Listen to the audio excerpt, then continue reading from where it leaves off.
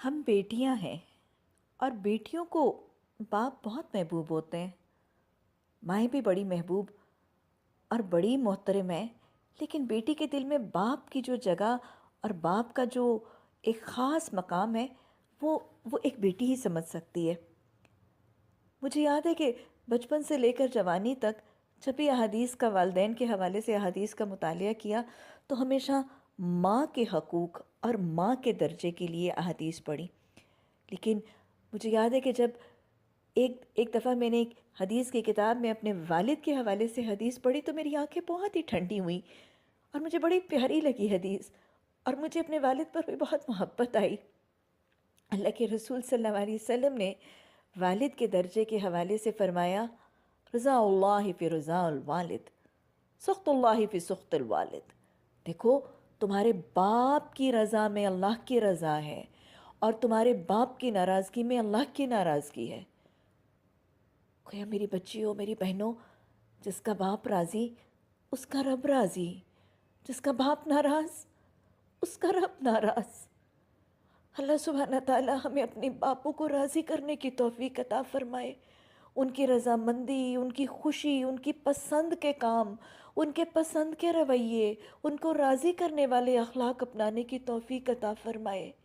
اللہ ہمارے باپوں کو ہم سے راضی کر دینا۔ اللہ ان کی رضا میں ہم سے کوئی کمیاں کوتاہیاں ہوئی تو درگزر کر دینا۔ اللہ کے رسول صلی اللہ علیہ وسلم نے فرمایا، باپ جنت کا دروازہ ہے، باپ جنت کا دروازہ ہے۔ وہاں نبی صلی اللہ علیہ وسلم فرماتے ہیں، فَإِنَّ الْجَنَّةَ عِنْدَ رِجْلِهَا، تیری جنت تیری ماں کے قدموں تلے ہے۔ اور یہاں محمد صلی اللہ علیہ وسلم باپ کی شان بتاتے ہیں، تیرا باپ تیری جنت کا دروازہ ہے، جو چاہے سے لے لے، جو چاہے سے چھوڑ دے۔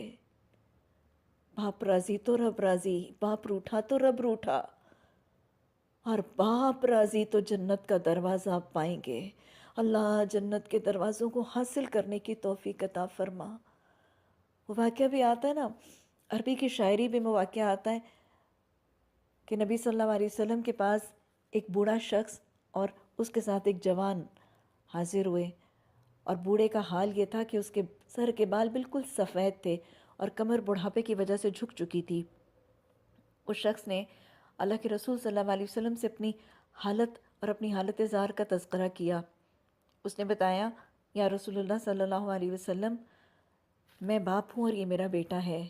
جب میں جوان تھا، میں کماتا تھا تو میں اپنے خون پسینے کی کمائی اپنے بیٹے پر خرچ کرتا تھا۔ اپنی بھوک اور اپنے کھانے کی خواہش کے باوجود اپنے منہ کا لقمہ اس کو کھلا دیتا تھا، لباس کی حاجت کے باوجود اس کو لباس پہنا دیتا تھا۔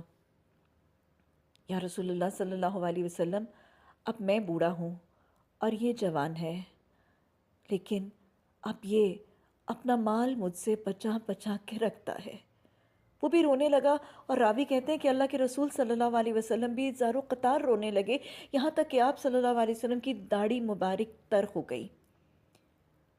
اور پھر آپ صلی اللہ علیہ وسلم نے اس بیٹے کے، جوان بیٹے کے سینے پر، وہ جو اپنا مال اپنے باپ سے چھپا چھپا کے رکھتا تھا، نبی صلی اللہ علیہ وسلم نے اس جوان بیٹے کے سینے پر ہاتھ مارا تھا۔ اور میں آپ کو بتا دوں، آپ نے اس جوان بیٹے کے سینے پر نہیں، آپ نے امت کے تمام بیٹوں کے سینوں پر ہاتھ مار کے یہ پیغام دیا تھا، سن لے، خبردار ہو جا، سن، تو اور تیرا مال تیرے باپ کے ہیں، تو اور تیرا مال تیرے باپ کے ہیں۔ اور یاد رکھیے گا، آج اگر بیٹا کسی چیز کے قابل، کسی چیز کے لائق، کچھ کمانے کے قابل ہے تو وہ سارے کا سارا اللہ کا کرم، اللہ کا فضل، اللہ کی نعمت، اور ان تمام نعمتوں اور کرم اور فضل کا وسیلہ ماں باپ ہی تو ہوتے ہیں۔ باپ ہی پڑھاتا ہے، باپ ہی لکھاتا ہے، باپ ہی کسی قابل بناتا ہے۔ اولادیں جو کسی چیز کے قابل ہیں، اس میں ان کا اپنا کمال نہیں، اس میں ان کا اپنا کمال نہیں، ان کے ماں باپ کا احسان ہے۔ نبی صلی اللہ علیہ وسلم نے فرما دیا تھا، سن، تو اور تیرا مال تیرے باپ کے ہیں۔ آج اولادیں بس اوقات خود بیٹے اپنا مال چھپا چھپا کے رکھتے ہیں، اپنی تنخواہ نہیں بتاتے ہیں، اور بس اوقات ان کی بیویاں یہ مشورہ دیتی ہیں، ابا کو پوری تنخواہ نہ بتانا، پھر گھر میں حصہ زیادہ ڈالنا پڑے گا۔ اللہ سبحانہ تعالیٰ ہمیں ایسی بہو نہ بنانا، ہماری بیٹی کو ایسی بہو نہ بنانا۔ اللہ سبحانہ تعالیٰ والدین کا، باپوں کا حق شناس بنا دینا۔